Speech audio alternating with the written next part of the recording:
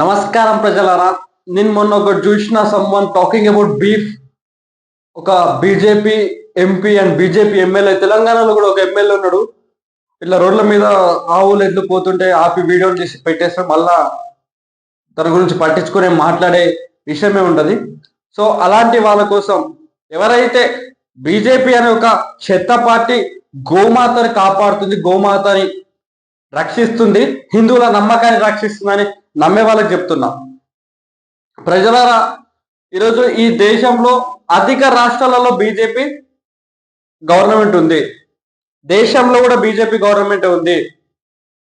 నరేంద్ర మోడీ గారు prime minister ఉన్నారు, అమిత్ షా గారు హోమ్ మినిస్టర్ ఉన్నారు. ఇద్దరు స్టార్టింగ్ నుంచి బీజేపీలో ఉండి ఈరోజు ప్రజలకు మేము హిందూ ధర్మాన్ని కాపాడుతున్నాం, హిందూ ధర్మాన్ని సంరక్షిస్తున్నాం, గోమాతను కాపాడుతున్నాం అని చెప్తున్నారు. కానీ నిజాలు, నేను తెలుసుకున్న నిజాలు, చదివిన నిజాలు ఏంటంటే, ఇండియా టాప్ 5 బీఫ్ ఎక్స్పోర్టింగ్, అంటే మాంసం, గొడ్డు మాంసం ఎక్స్పోర్ట్ చేసేట్ల వేరే దేశాలకు ఇచ్చుట్ల ఇండియా టాప్ 4లో ఉంది. ప్రపంచ దేశాలు ఎన్ని ఎక్స్పోర్ట్ చేస్తున్నాయి, ఇండియా కూడా అంతే ఎక్స్పోర్ట్ చేసింది. 15 లక్షల టన్నులు, 15 లక్షల కిలోలు కాదు, 15 లక్షల టన్నులు ప్రతి సంవత్సరం ఇండియా బీఫ్ ని ఎక్స్పోర్ట్ చేస్తుంది వేరే దేశాలకు. అండ్ ఆ ఎక్స్పోర్టింగ్స్ లో కూడా టాప్ 4 మనం ఇండియాలో స్టేట్స్ లో మాట్లాడుకుంటే టాప్ స్టేట్ వచ్చేసి యూపీ.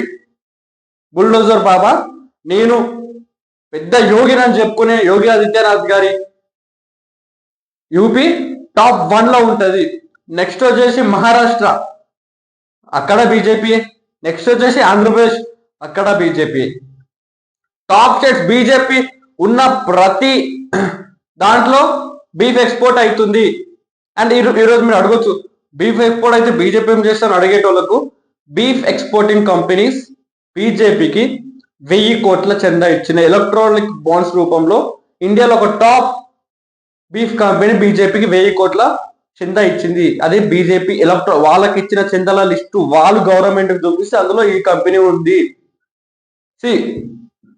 గోరక్షని చేద్దాం అనుకున్నాడు, గోమాతను కాపాడదాం అనుకున్నాడు, ఫస్ట్ ఆ కంపెనీని బంద్ చేస్తాడా లేదంటే ఆవులు వెళ్ళేటట్టు ఆపుతాడా? వాడు కంపెనీని కదా బంద్ చేయాల్సింది.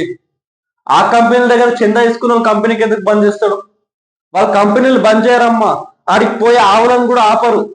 అప్పుడప్పుడు వాళ్ళ పైన వ్యతిరేకత రావద్దు, ప్రజలు వాళ్ళని నమ్ముతూ మోసపోవాలి కాబట్టి అప్పుడప్పుడు వీడియో తీపిచ్చి ఆ గోవులను మళ్ళీ రిటర్న్ పంపిస్తారు. ఇది ఈరోజు గోమాత సంరక్షణ జరగాలంటే ఆ బీఫ్ కంపెనీస్ బంద్ కావాలా, ఇలా 1000 కోట్లు తీసుకున్న సన్నాసులను బొంద పెట్టాలా, అప్పుడు గోరక్ష జరుగుతుంది.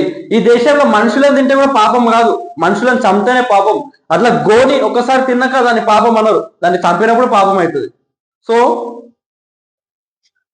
మనం గోమాతని రక్షించాలంటే ఈ దొంగ డ్రామా చేసే వాళ్ళందరి గురించి ప్రతి ఒక్కరికి వల్ల ఈ వీడియో ప్రతి ఒక్కరికి షేర్ చేయండి.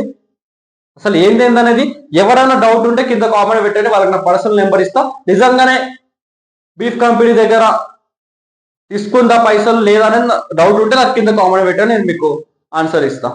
Thank you.